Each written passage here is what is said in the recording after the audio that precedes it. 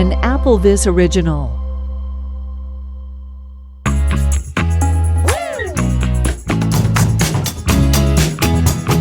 And welcome to another episode of the AppleVis Extra podcast. My name is David Nason, and I am once again joined by my good friend Thomas Domville, also known as Anonymous.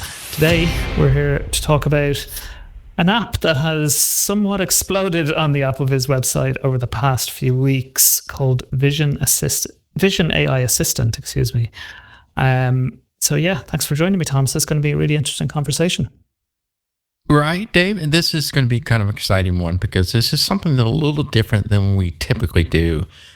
Just because it's a web app and not like a native app per se, like we typically have done interviews with other developers. But it was this, you said it right on, this has exploded. I mean, this has only been out for about a month.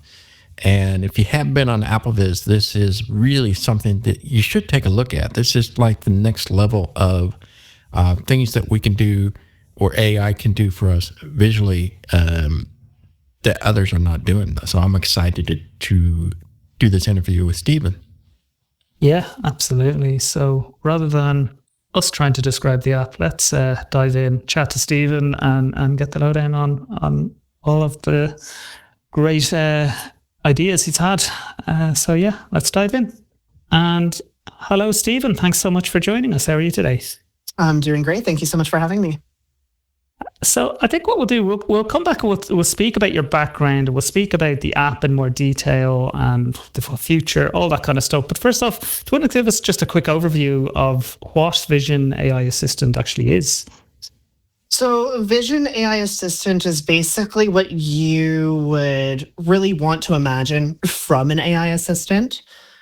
I just released a while ago a live camera mode. So essentially what that does is you point your screen around, let's say a hallway or a room, and you can drag your finger along your phone screen, find where different objects are located in regards to your position. And if you want to track, let's say, a door, you can double tap on that. And then it, hypothetically, once we're fully working, will guide you directly to that door. It can also read text. So if you just do a quick flick up, it should read signs if there's a sign on that door. Basically, it gives you information in a way that you would want it versus having to listen to a full description. Okay, so it's more of you're exploring photos rather than getting a description of the whole photo. Is that it's a more, I call it a DIY approach. Right? Because, I mean, one of the big things we have right now, regardless of what AI you're using, whether it's, the Meta glasses, which are fantastic, I'm wearing mine right now, whether it's the Solos glasses or any sort of AI app, you get one full description. You can't control which information you want to get. You can only do that based off of follow-up questions, right? Whereas this, you can kind of feel around, feel what you're looking for. And that way it also gives you a better sense of your environment too. Wonder then is, tell us a bit about you, and then we can kind of come back and talk about how you kind of came about all of this. Like what motivated you? You've obviously, you're interested in coding. How'd you get into all this kind of stuff? How did you get into coding, and why did you decide to do this? I did it I kind of went a little bit of a different approach. So, I mean, I took a little bit of coding when I was in high school. My biggest issue with coding was kind of going character for character using text-to-speech, line by line. As I'm sure you can imagine, that can be quite a pain. I'm using a platform for this called Base 44, and it's more vibe coding. I'm not sure if you've heard of that. Yeah, So vibe coding is basically you have these ideas, right? You can speak in your regular language, and the AI can translate that into code. Really? Yeah. So this whole thing you piece together is all, you just tell it what you wanted and what you liked about it and things like that, and then it codes it for you, and then you put it together, and then it creates it. Exactly. Whoa. If I basically use the back end as like my diary, what I envision, and then it helps me bring that to life. So it does the coding. Okay. And is that written in, because obviously this is actually another important part of this is a progressive web app as opposed to a native app. Yeah, I was looking into doing a native app. Some of the big problems with native apps I've found, I mean, there's a downside to both, obviously, but a native app, it takes very long to get things approved. It could take up to 7 days according to Apple's website.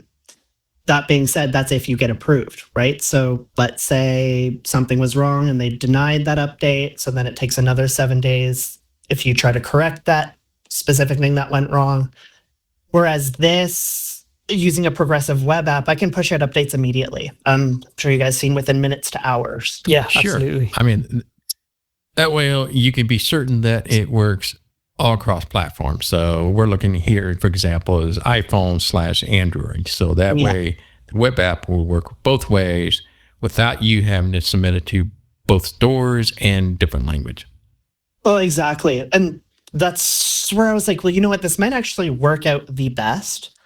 I mean, inevitably down the road, I kind of want to get native apps, but that's going to be a bit of a more financial burden than the app already is. So Right. Well, I am curious. So are you blind yourself or visually impaired in any way? completely blind And how long have you been blind? since birth. Since birth. Yeah. And so what gets you the inspiration to just like out of the blues, because your day job is nothing related to computer at any means, like networking or coding, right? Yeah, exactly. So what inspires me, I think, the most, I've always been someone who just kind of goes out on a whim and tries something out. And if it doesn't succeed, it doesn't succeed. If it does, it does. The one best example I can give you guys about that is back in 2017 when I got Columbo, my guide dog. I had him for, I know, so do I. It's such an awesome name. Like the detective. He acts like it too, don't you, bud? But back in 2017, once I got him, a few months after that, I decided to actually give up my permanent address and just backpack around the country for a few years. Just me, him, and the accessible devices that I have. So we lived at a different Airbnbs, we stayed at a different hotels. It was kind of living on the road. You just kind of go where you wanted to. Time wasn't really a thing. And we were on the road for probably 4 or 5 years. And when I built this app, I was like, well, what would have made that even better than it already was? What would have been super helpful then? And that's kind of where my brain kind of goes. And I did it very, very impulsively. I just gave my landlords notice. I was like, yeah, I'm out. Bye. I had a backpack of his stuff. I had a suitcase of my stuff, and we flew around the country. We took buses around. We did nighttime travel, daytime travel. It was phenomenal. And that's actually how I ended up in a little small town in Sparwood, BC. We have a population of less than 5,000 people. My spouse and I, we ended up buying our house a couple of years ago out here.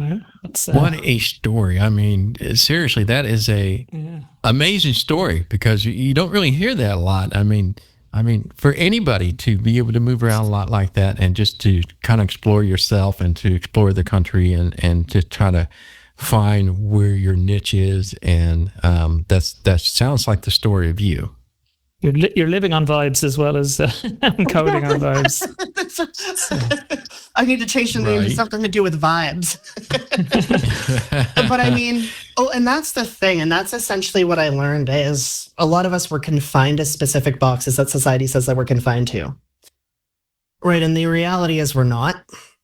I like to push boundaries. I like to be in uncomfortable situations, because then that makes me more comfortable, if that makes any sense. Because then if I'm ever in a situation where I have to do something, I have that skill set to do it, regardless of what situation I'm in. Very cool. I love it. Now, that's where my impulsiveness comes from. And that's good. That's good. And that's what drives you and this project of yours. And because of your driven into this podcast, or I'm sorry, this project, is that, my gosh, ever since you published this as a kind of a side project, I mean, it literally has exploded. I'm sure the reception has been way overwhelming for you, because I have never seen so many comments in my life on AppleVis on a single thread like this. This is And certainly, powerful. Thomas, on the non-Apple part of the website, which is where this is, because it's not technically, it actually could go on the other side potentially, but it's not technically an iPhone app. So it's sitting in the non-Apple section, which is even hidden down further down the page, and still it's like one of the most commented, like Thomas said. The response is overwhelming. It's absolutely overwhelming, because it was just a little side project. I was like, oh, let's just have fun, post it, let's see what people think. I mean, and next thing I know, I'm getting direct messages, the post is blowing up, I'm at work, my phone's just constantly going off. I'm like, oh no. This has got to be exciting for you. I mean, it's got to be thrilling. Let's talk about the app itself, because there are people probably listening to this podcast that probably have no idea what we're talking about. And so from the basics is that you came onto the site, you have a side project called Vision AI Assistance, and you kind of gone over a little bit what they expect with this. How about we dissect it a little bit? So, because there's so much packed into this little web app, explain what a web app is for people, and then we'll kind of dive into each of the section of your web apps in more details. Yeah, so essentially what a web app is, you can basically do it with any website. So if you go to visionaiassistant.com and you tap the share button, you can add it to your home screen, and it just functions like a regular app. So you don't know the difference. The great thing with that, as I mentioned earlier, is you can just push updates right away, and folks will receive that within minutes across all platforms, no exclusions, which is really nice. I think what's interesting is, though, from my experience using the app, it actually feels relatively native, because often with web apps in the past, I've found it's telling me heading levels and it's telling me link, which you don't get in native apps. But this app actually is saying button. You know what I mean? It kind of has something of a native feel. Like, is that something you've specifically done? Well, being a completely blind person myself, I want to make sure that if it's good for me, then it's good for the blind community, because if other completely blind people are using it, at least you have a completely blind person who's testing it and creating it. So my goal is to obviously ensure that the AI has no unlabeled buttons. The thing is, we do have that whole, you have to turn your voiceover off in order to use our overlays. But that's where really the magic kind of comes in. I tried implementing a screen reader. Guys, that thing was a pain.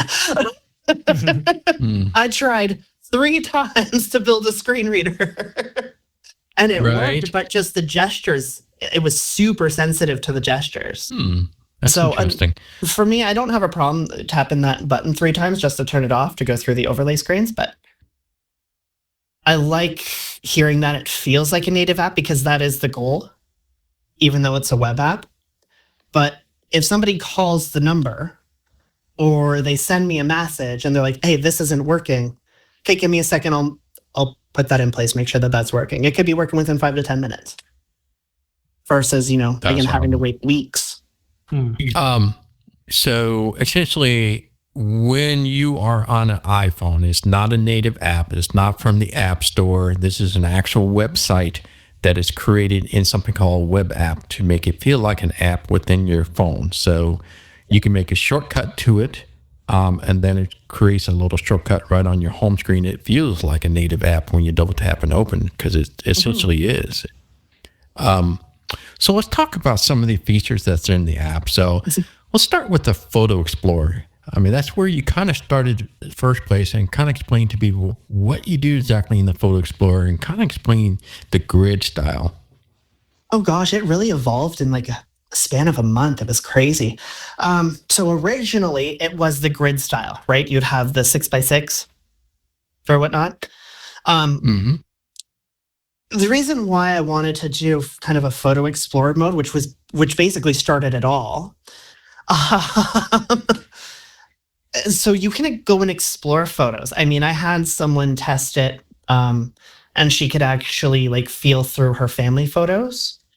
Her mom sent her some pictures of their vacation, and she can go exploring, double tap, zoom in, and feel kind of what's around that area. Right. So you can actually experience it and not just hear it, if that makes any sense.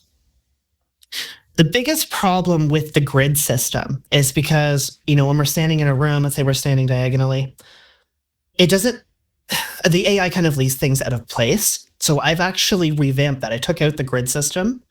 And now when you put in a photo, the AI can sense where your finger is, and you're dragging your finger across the actual photo. So now it's more accurate when you're on top of a certain object. And getting the AI to separate different objects in photos was so much fun. Right. That's kind of where it is now, but it's really nice to be able to, even, a grandmother who kind of lost their sight, she can still experience, the photos of her grandkids. Right? Instead of just hearing a description, it's there and gone within a second. This way, she can open that up, she can put in the photo and kind of reminisce.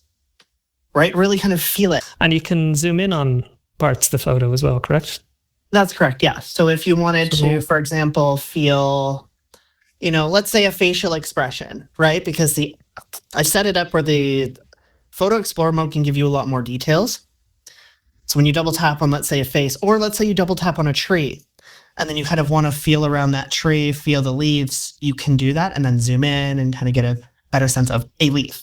So I've gotten it down to almost micro details, which is phenomenal. So essentially explaining to people is that we have these typical AIs that we have now. I kind of think of it like a mono and stereo kind of a thing, because a mono meaning that this is what we got now. The AI just describes that there's a family of 5, mom's in the center, brothers and sisters to the side of that, and we just get one description. So it's a mono, kind of describe all at once. But you, in this Photo Explorer, just took the photo, not only to describe it to you, but then you can just put your finger on that section of the photo, and you want more details, say, on this person. You can tap on that person and zoom in to get more details of the person without having to do prompting, which is kind of annoying, but you kind of took this to the next level. It's like, I want you to be in control of what you want to look at, your destiny, what you want out of the photo by just using your finger. And when you zoom in, it describes that scenario or picture or person, right? Mm-hmm, exactly. You said to feel it. So is there haptic involved? I'm working on haptic. There's a bit of an issue when it comes to web apps and iOS. And this is where the pitfalls kind of fall in to with web apps. So native apps, you can do that. You can have the haptic feedback. But on web apps, iOS won't let you access that. Android will. iOS does not. I want there to be haptic feedback, but until we get a native web app, that's not possible. Our Android users, though, they have the haptic feedback. Okay. That's interesting. So, well, regardless of the haptic or not, but just having control of the photo, and how much of zoom can we do on that? It depends on your camera. And Really? this is where the tricky part comes into place, right? It's all going to depend on your camera. It's going to depend on the lighting. It's going to depend on the angle and whether or not the AI can get down to that micro detail that you want with the camera that you're using or that was used for that photo. So the zoom, there's no actual limit to the zoom as such. It's that it will go as far as the detail that it's able to see. Exactly, yeah. And through whatever camera took that photo. Makes sense. So the better the camera, the more magnification you have on something that gives you that purity, richness, highness, quality of the photos, the better it's going to get, the better results.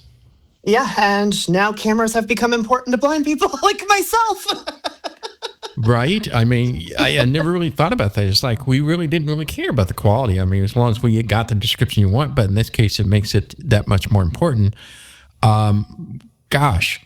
So with that, this is just, I'll be honest, this is so mind blowing because this is like it's like you opened the door. This is like a whole new scheme that nobody has ever thought of. That this is an ingenious idea. I absolutely love this so much.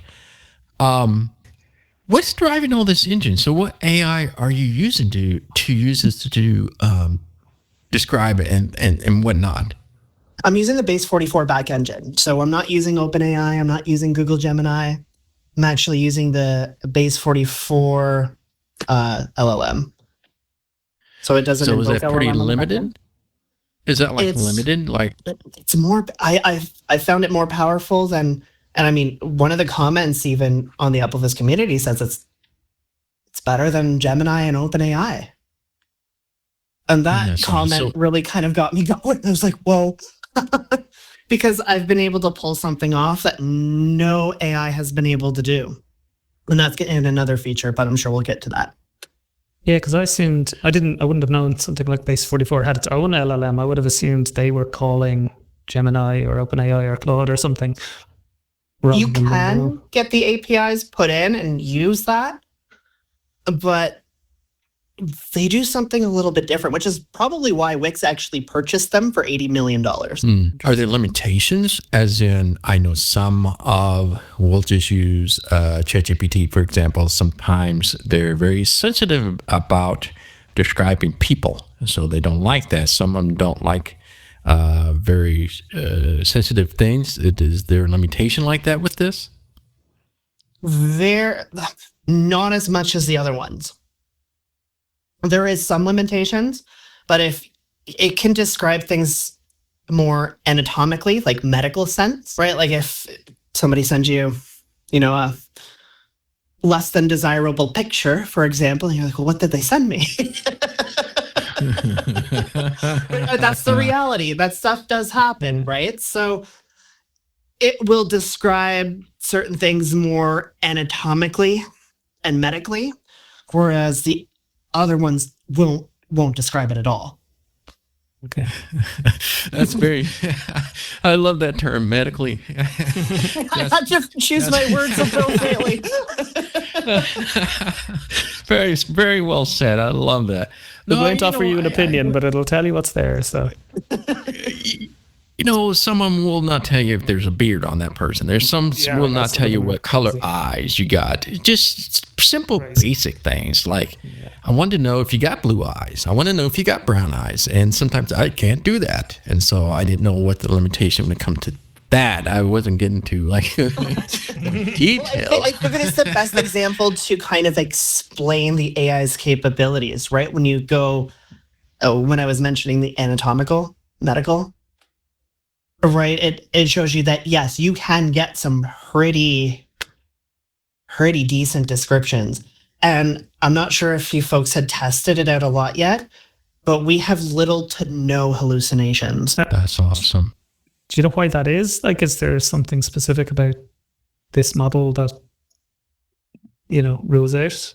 I think it's partially just the model that they developed, and I think it's partially because of my strict prompt engineering for the descriptions. Because if it's not a guarantee, like if it doesn't know and it's guessing, it's not allowed to guess. So this is both vibe coding and prompt engineering. And I have actually taken some prompt engineering courses. So are you telling it to, I am blind, I'm visually impaired, to be more specific in these areas automatically is that how that's been working without us, like we do with other AIs, we have to be very descriptive about like what I want out of it? The AI that helps me on the back end knows that this app is developed for blind people. So it helps me develop it accordingly too. Cool. Let's talk about this other feature. This live camera explorer. Now tell us about this. Now I know this has gone through some generation, just like the photo explorer has as well. Yeah. So there's a reason for that. So originally it used to be Room Explorer. You would walk in, you would take a photo of the room and then you can scroll. But I was like, well, that doesn't make sense because we already have camera mode. All the newer iPhones have the camera button on the side anyways, so they can take their own photos and then upload it. I was like, what if we change it to live camera mode, where they just move their phone around and then the screen will adjust? And so that's where it switched from Room Explorer to live camera mode. We've also, with that, been able, I say we, it's really me. It just sounds better to say we. I'm just going to give you. But what I've been able to do is something that no company, no glasses, nothing has been able to do. And one of the users on the AppleVis website mentioned it too, is when you double tap with the two fingers, you get into that mode where it will automatically describe your surroundings. Like actions, right? So somebody's waving. It will look and it'll say, oh, somebody's waving. Or the dog has a toy. So it will actually describe actions in real time, which is something the community's been wanting for a long time. How's it doing that? Is it sending a photo every half second or every 2 seconds or something? Every half second. Half second, yeah. Yeah. Oh, wow. Wow. How does it processing that fast? I mean, you got to have a really good internet connection to be able to do every half seconds with that kind of a quality of an image, right? So the reason why it works so fast is because I've told it, especially in this type of scenario, like when you want to quickly get information about your surroundings, the trick is giving the user shorter feedback than longer feedback, right? So if you could take the photo and be like, dog waving. Sorry, that doesn't happen unless you're watching a movie. That's a hallucination. Columbo really is an aggressive dog, isn't he? Yeah. Right, but if somebody's waving at you, it'll say person waving versus I see someone in a black hoodie waving their hand at you. Right? It takes a lot longer for the language model to get out all of those words versus 2 to 3 words. So that's how I was able to get it to come back much quicker. It's more of a balance. It's a compromise of what you can get quicker. You know, this is what's really cool about this. It's because you understand where we are when it comes to so-called live AI. It's not what it seems. It's not what it's baked to be, because even on the Meta Rig glasses or whatever you want to use, the Gemini Live, is that, it's live, it's looking, but it's not doing anything until you prompt.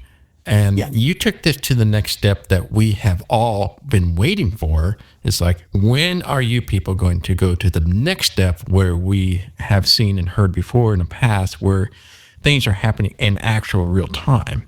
And so this is the part which is kind of just wowed me. It's like, finally somebody understood exactly what we want. And it's so cool that you are able to kind of work that in there. But with that, you took this a step further, even that, to make this even wower, get the wow effect, is that I think you took out duplications, right? Duplication announcements? Yeah. Because there's no point. You know, if it tells you the door's on the right, you already know the door's on the right. There's, a command. You can double tap again if you forgot what it said. But otherwise, there's no point on duplicated messages.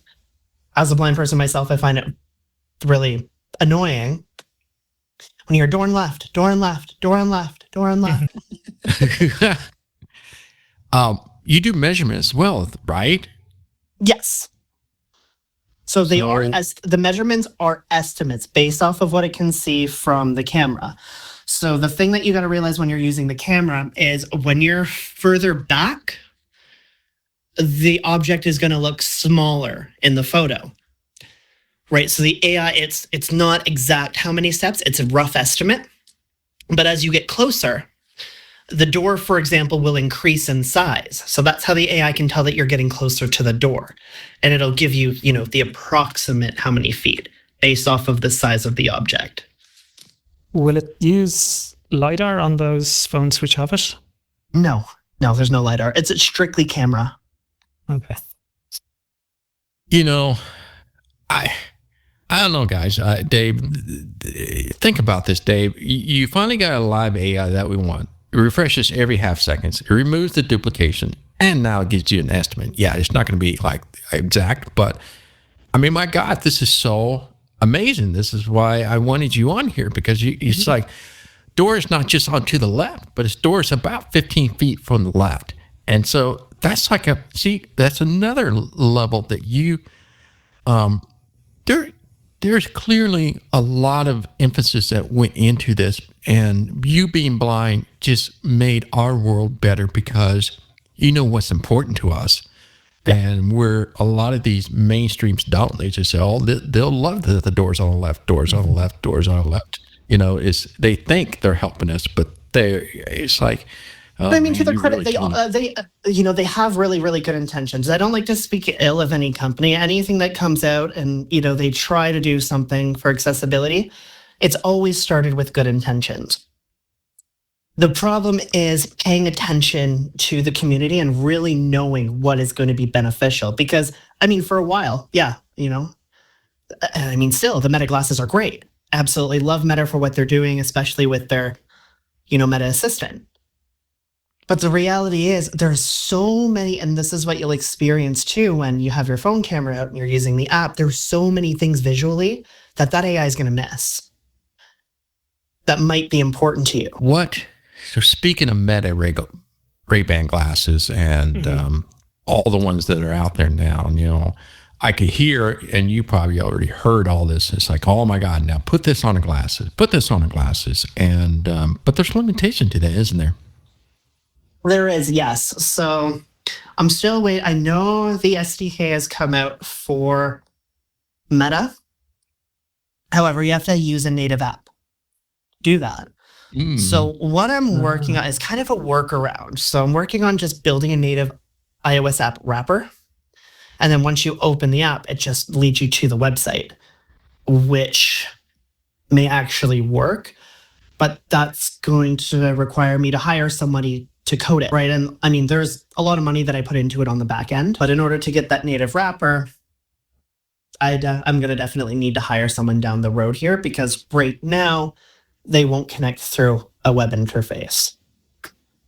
No, that makes sense. No, that makes perfectly good sense. And one last thing I want to mention about this live camera mode too is that obviously we need to make this aware to people that this is not to be used. I mean, you can use it with your dog and stuff, but you still have to have a pretty darn good internet connection as you walk around. It's not going to like all of a sudden a trash can comes out of nowhere sliding down the driveway. It's going to detect that. It's not that instantaneous. Yeah. It's as quick as we can possibly get AI to date. But you're right, it's not instantaneous. I kind of saw maybe about a 2-3 seconds delay. Is that about right? As in before it, you saw something. Even though it has a half-second refresh, it just seems like there was just the refresh rate is less now. So it was so funny. I listened to when you talked about it originally. Yes. Big and I was difference. like, this was before I did the update. So I definitely made some improvements. So it's not 2 seconds anymore. It's down to a second based on how fast I can get the LLM to actually respond to the user. Plus, of course, you have to account for the fact that, like you said earlier, it has to have time to actually tell you the details. So it can only, if it's in the middle of telling you one piece of detail and something else happens, it has to have time to get to that. So it can only give you so much information. Well, and that's why the response that you get from the AI in live camera mode is very short, very brief. To the point. Yeah. Right? No more than 3 words. Because anything over 3 words, there's going to be much more delays getting that response out to the user. I can imagine, Thomas, you walking in the street and just saying, suddenly from your... Right? Duck. Just one word, duck. Left, right. Regardless, this is a vast improvement from what we have nowadays on anything. On anything. And that's what's so fascinating is that it took your wonderful work to get to this point where we have been looking for. And Another feature that you put into this is object tracker. Now, explain to us this object tracker.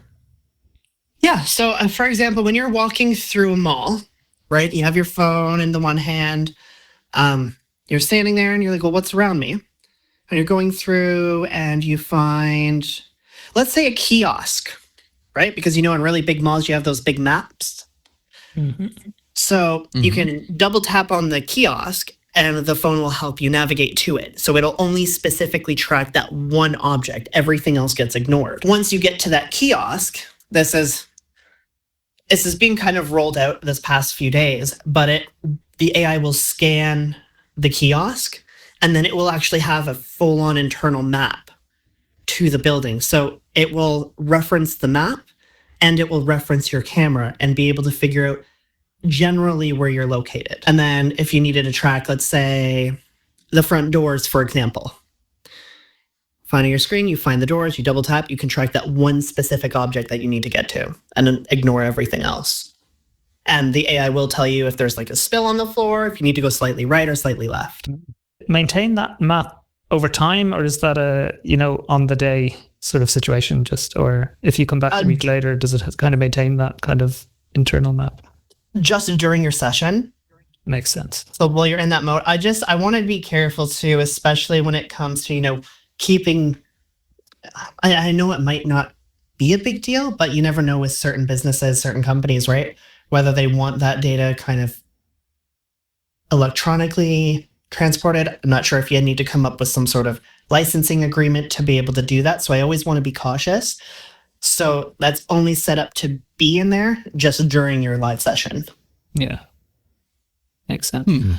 Which actually leads me to a question I was going to ask around in general kind of security, privacy side of things. Can you use this app, or is it, because some of these apps we'd be advised not to use it for, I don't know, looking at bank statements or things like that, or if, maybe even if photos of your kids, if you don't want photos of your kids going to Meta or Google. Is it similar with this, or is it a kind of describes the photo and it's discarded entirely? Or can you speak to that at all?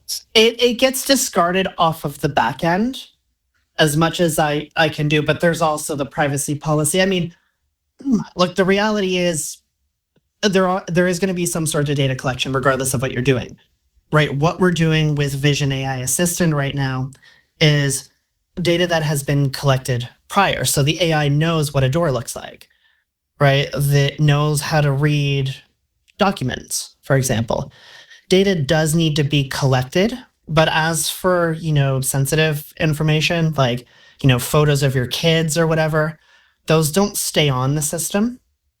They only stay on the system if you save your photo. Okay. And I can always go in, and if you say, I want my data removed, I can just go in and click delete on your account, and then it'll just remove your data. And are photos used for trading AI in any way? So that's based on the base 44 privacy agreement. So that's also there when folks do sign up. You can read the terms of service, you can read the privacy. I know that the data is collected in accordance to the privacy policy. But once I delete your data, that data is gone. So if you say, I don't want my account, I delete your data, the person that runs it, me, I will never be able to access your data again. You would have to recreate a new account, re-upload all your data, stuff like that. But data is used, right? Data has to be used in order to make the systems better. Great thing about me here is I can delete it. That's nice. That's super nice. And, I'm not corporate. You're not corporate either, right? You're not making money off the data collection. No. So, the first thought I was thinking when you were using the kiosk as an example, my thought, and immediately a lot of people probably do, is that if you're walking, I need to find the door. How cool would that be? Cool if I could just tag that door, tell me I need to go left, a little bit right, to get to the door. Because if you're in a unknown area, that can help in great deal. Yeah, and that's why I designed it the way that it's designed, is because we need access to that information, right? Or let's say we're in a big mall and we get disoriented. right? We're like, okay, I need help. No Ira agent is answering. Be My Eyes is busy. Where are you going to turn to? And the great thing about AI, and I mean, we've heard this over and over from different companies, but the reality is AI will always be there without giving you an attitude, right? So, Right. and I mean, if there's something that you want implemented that you think might work better for you, give me a call, send me a message. I could probably have that implemented within an hour. That's so cool.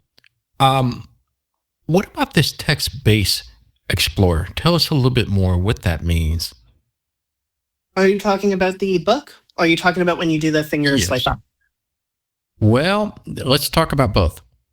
Okay, so I'll get into the book first and then we'll go back to the one finger swipe up. So it was really kind of a thing for me. So I am into, and I'm sure you've probably seen this, but Dungeon Crawler Carl. Huge fan of the audiobooks. I actually have a full forearm tattoo based off of the books. But then I was in chapters. And the one gentleman saw my tattoo and he's like, "Are you a Dungeon Crawler Carl fan?" I was like, "Yeah." He's like, "Well, I know you're blind because you have the guide dog." He's like, "But I have all of the books here from 1 to 7. He's like, "They make great shelf trophies." I was like, "You can have my credit card, sir." You can keep it. So I bought all the books and I was like, well, I would love to be able to pick up one of those books and read it. So that's where the book thing. So it's meant for physical books. It's not meant to download, EPUBs or anything like that. It's meant to go into, a store like Chapters. If you want to see if you want to buy a print book, you can pull out a book, turn to a page, get it read. I also have it set up where it can track your pages. So if it sees that you're a little bit ahead, so it'll track the page numbers in the system. And I was like, okay, you're 15 pages ahead, go back 15 pages. So it'll kind of help you keep track. Of course, you're going to have to use one of those bookmarks, right? But I've definitely seen people on AppleVis asking for exactly this kind of thing. Just I want to pick up physical books and just be able to read it. So, well, we have the technology. Why not implement something like that? Mm-hmm. And I mean, for me, being able to read the Dungeon Crawler Carl physical book, not gonna lie, it's made me want to get another DCC tattoo. Is there images in those books as well, or is it purely text? It's pretty text. The cover art is pretty cool though.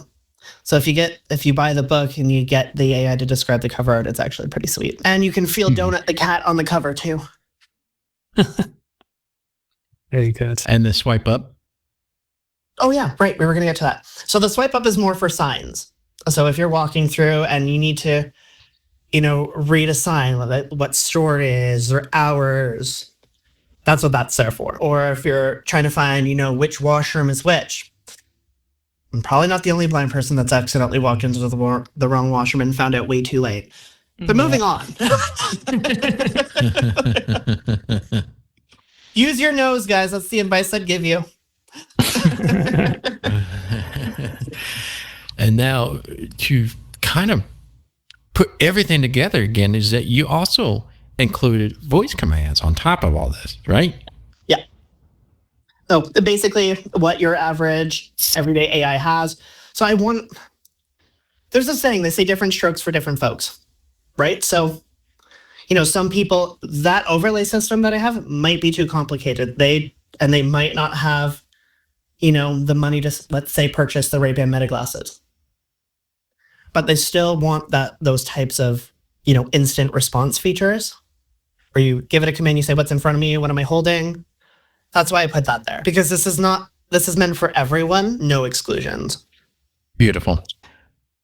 It can be the case that you like using it with voice, but then sometimes you're in a situation where you don't want to be talking, so you want to use just the touch gestures. I find that anyway, that kind of thing can be very much situational.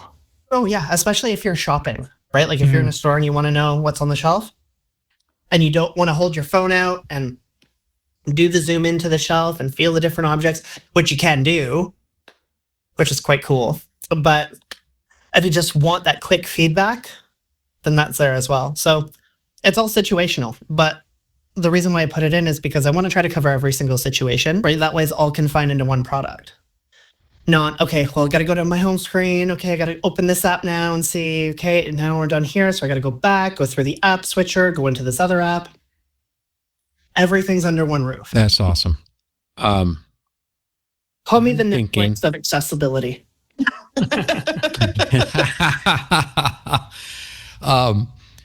So is this 100% all going to the cloud? So there's nothing on board or anything like that happening. Is that correct? That's correct. Yeah, it's all going to the cloud. It has to be Okay. processed through the cloud. I don't have that coding experience for native apps to do on device. Mm-hmm. So what's your future look like then? What's the roadmap for you in this Vision AI assistant? I mean, it seems like it's only been out for a very short term, and it's gone through a billion gazillions upgrades. I mean, when somebody there's more coming, my friend. I've been going with some ideas on the back end here. You should see what I'm doing over here. Yeah, right. You probably got thousands of notes, just sticky notes everywhere, just trying to figure out what you're going to be doing. I mean, what's incredible about you is that if somebody gives you suggestions and thoughts or tweaks or whatever, it's done. It's done within minutes to a couple hours at most. It's just that's what's so. It's just so mind blowing. It's just and so I'm just so anxious to see where you're going to take this. Well, as you know me, and as I've mentioned, I am very, very impulsive. I tend to live my life day by day. But right now, as we're sitting here in this moment, I can see I want it to be the number one app that everyone can go to for any one of their needs, right? Because there's no reason why you should have to go to a home screen and navigate through different apps, accessibility apps, to get different information, right? And more apps keep coming out as it is. So then there's more and more apps that you're finding that you need to use in your daily life. My goal is to make sure that everything is under one roof. Everyone's taken care of. You don't have to constantly scroll, go find other apps, spend all that time doing that. The goal is also inevitably down the line, I do want to have native apps for iOS and Android, but that's a little bit a ways away because I do want to get that AI on the Meta glasses. I think that's my number one goal, is getting it on the glasses. Because I think with the capabilities that it has, it would be really, really, really powerful on glasses. Oh, 100%. This is what we all dream of. I think really is a wearable like glasses with this kind of functionality. I think it's what we're all hoping for. Are you looking at anything other than Meta glasses, things like Echo Vision, or I'm not sure, other ones that might get in the market? I've looked at Echo Vision, but I wouldn't even know how to get in contact with them. I mean, I've looked at trying to just maybe find a developer to build its own glasses that can run off of the web app, so then we don't have to do a native app. But I don't want to go that route, because we've seen what happened with other companies in that space where they come out with, a pair of glasses and they go down within 6 months.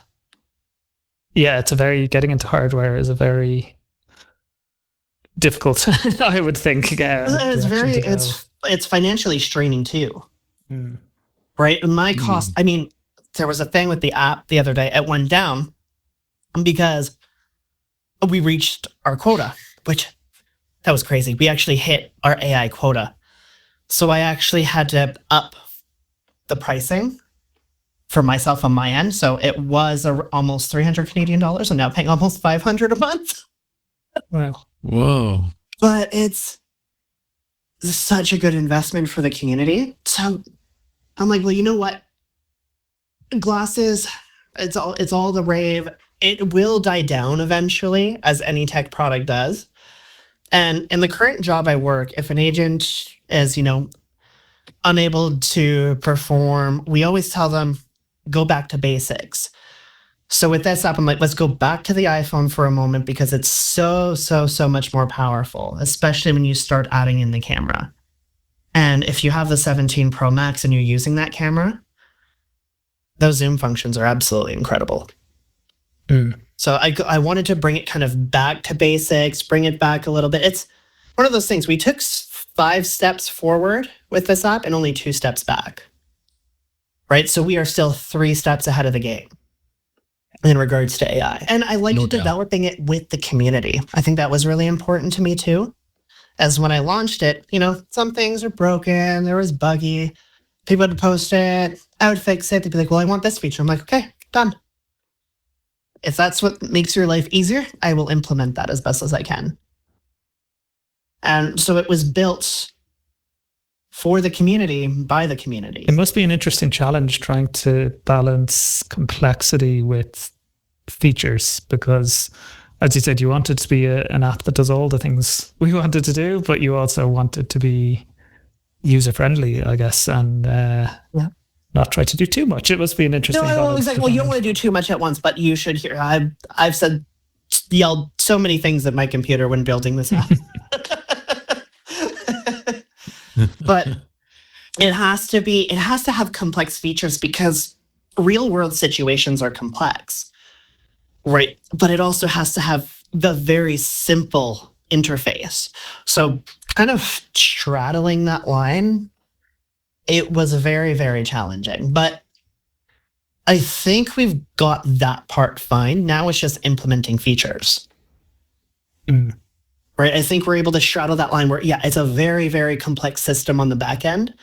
But for a user, I'm hoping it feels pretty simple. I haven't had any complaints about the UI or the interface. I think as well you were talking about, you're investing money in this at the moment. You did try to implement a subscription model. I am sorry, David. No, it had to be pulled briefly, but there will be a subscription model, and I think that's fair. And ultimately, what the AI isn't free, so no, especially what this app is doing with AI. So when it comes to, and I like to be very, very transparent with everyone, as I'm sure you've noticed. I'm not sugarcoating anything. The reality is we are going to have a subscription model, but I've worked it out where if even half the user base that we have right now does $4.99, that will basically just cover the app at the $500 a month. Well, first of all, I think you donating your own time, this is your side project. This is not your daytime, full-time job. And plus being able to donate your own money into this, that's a lot of money. That's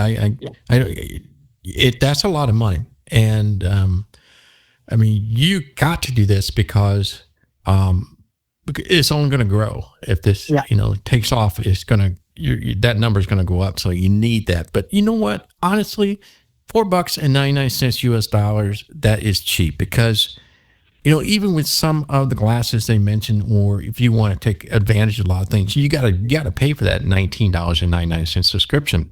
And there are other, I won't say their name, but other blind specific glasses that if you want to go to the Pro, I think it was like $18. So really, if you think about this, $4.99 for what this does, wow, this is an incredible price for what you do and for something that is not seen anywhere else. And I'd really emphasize as well, I mean, you could have just built this for yourself and, you know what I mean, but you chose to share it with the community, which I think is really, appreciated. And this is my problem. The things that are coming out for blind people or blind individuals like myself, they're not spearheaded by somebody who has that specific set of challenges, right? Like, for me, I mean, I was like, I was testing it myself and I was like, you know what? Let's give them this. It was a bit in rough shape when we first started, but the improvements have been massive and it's been very much improved in the span of a month. But my biggest thing was there's no leadership, I guess, when it comes to, a blind person developing and releasing a product this significant. I can't speak for every product out there, but as far as I have been able to see, there just hasn't been that type of leadership within the community. Yeah, I think probably Thomas, our friends in Be My Eyes are probably the closest, aren't they? With obviously Hans it was in a different era, pre-AI, but he created Be My Eyes as a blind or visually impaired person himself, and you've got Brian there. But yeah, you're right. It's amazing. what he developed was absolutely amazing. But like since then, right, everything that's come out has been spearheaded by someone who, I mean, with very, very, very good intentions. Very good intentions, but they don't have that lived experience. Mm-hmm. I mean, maybe Glidance, maybe the gentleman that spearheaded Glidance. But I mean, there's very few. With that said, I got to ask you, is there anything about the voice AI system that we didn't cover or something that you want to share? Well, I do have that social media feature there, which I thought was kind of fun. It's basically Instagram, but for blind people. When somebody posts a photo, you can actually go feel through the photo. What I want to do is get that Meta API and actually implement that just directly into Instagram. That's kind of also where I want to go. Describe that a little more. What exactly is that? What can we do with that?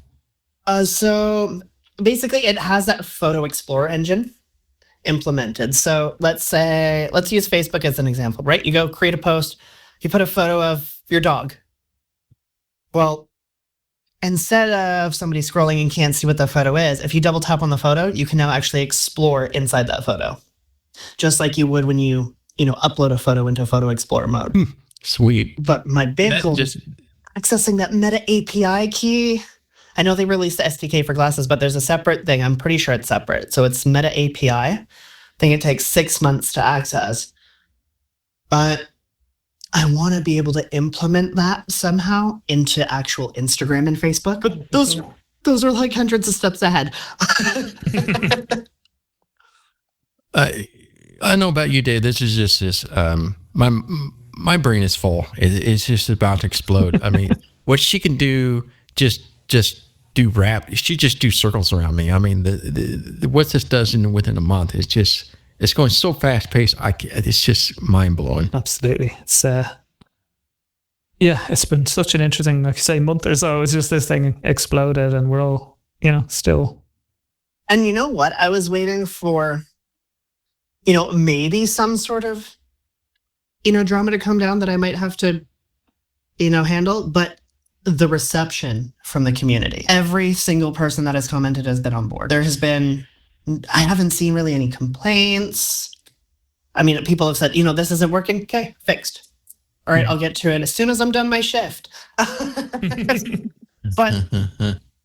at least I want to say 99.9% of the reception is so positive, and I did not expect that at all. You certainly set a standard for responsiveness. I'll give you that. Well, you guys got to keep in mind too, though, right? When developers are pushing updates to your apps, their native apps, right? They have to undergo, a week of approval. Plus, that's not to say how long it takes them to find the problem and edit that problem.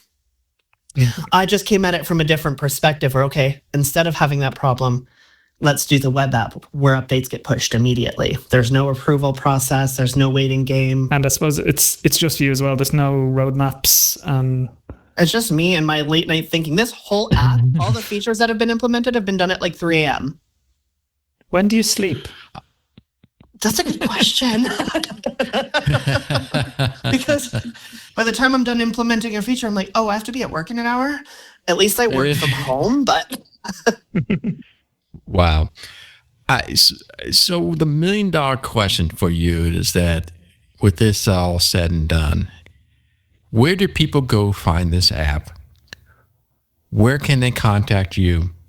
And so on. Yes. So you can go to visionaiassistant.com. Through there, you can get in contact with me. But I do also have a toll-free number, 1-866-825-6177. If you want to just call and give me a chat, tell me what's working, what's not. I mean, obviously, I'm all ears. I want this to be an app for as many people as possible. Great stuff. I think on that note, it's a good time to say thank you again so much, Stephen, for joining us on the podcast today. It's a really, really interesting project.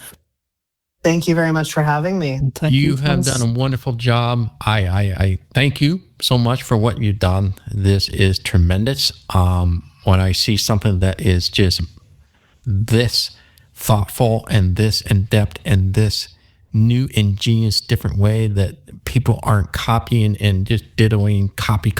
This is something that you have personally just taken one step further, and it's just amazing. So great job, and we are so grateful for you for being able to do this for us. Thank you so much. Again, they went from a little side project to, all right, let's make an update on my break time. Well, thank you for coming on, and we will chat with you again, hopefully sometime in the future. Of course. Absolutely. Thank you again. All right. Bye. And that was StephenLovely from the Vision AI Assistant. So a really interesting chat, Thomas, and the fun's not going to stop anytime soon by the sound of it. It's just remarkable, isn't it? This was a great interview, simply because there was so much to cover, because the Vision AI Assistant just does so much and so unique ideas and taking things to the next level, and that nobody else is doing. And that's just mind-boggling. And this was I absolutely love what, and the story behind the whole thing is just makes me feel so good, because so many times a lot of these companies and whatever not are doing it for a profit or whatever not. I love hearing stories like this. And so it's just, this is one of those extras I just love doing and hearing. Yeah, and it's a great example of somebody building something for them, in a sense, for themselves, like based on, this is an actual tool I would use, so let's build it. And others will jump on board because they'll find it useful too. So yeah, really, really cool. With everything going on, my gosh, it's GPT, Gemini, Claude, Grok, you got all these different AIs, you got Be My Eyes, you got Seeing AI, you got Ally, you got so many different options. And this is so beautiful about it, Dave, is that I love option, but a lot of those are all kind of do the same thing. And it just makes this is like, whoa, this is just a whole new level. It's just like, I haven't seen anything like this before. Yeah, absolutely. So, really enjoyed the chat, and I definitely encourage people to go in and check it out, download it, or you don't even download it. You go to the website, add it to your home screen, and also go to the thread. It's on applevis.com, and, engage if you have any thoughts, any ideas, any feature requests. He is very, very responsive. So as we talked about in the interviews, so go check it out. And finally, just say thanks to you, Thomas, again for joining me, and to Stephen, and thanks everybody for listening. Bye-bye. This podcast was brought to you by the community at AppleVis.com. AppleVis, empowering people who are blind, deafblind, or who have low vision to get the most from Apple products and related technologies. A proud member of the Be My Eyes family. For more information, visit our website at www.applevis.com.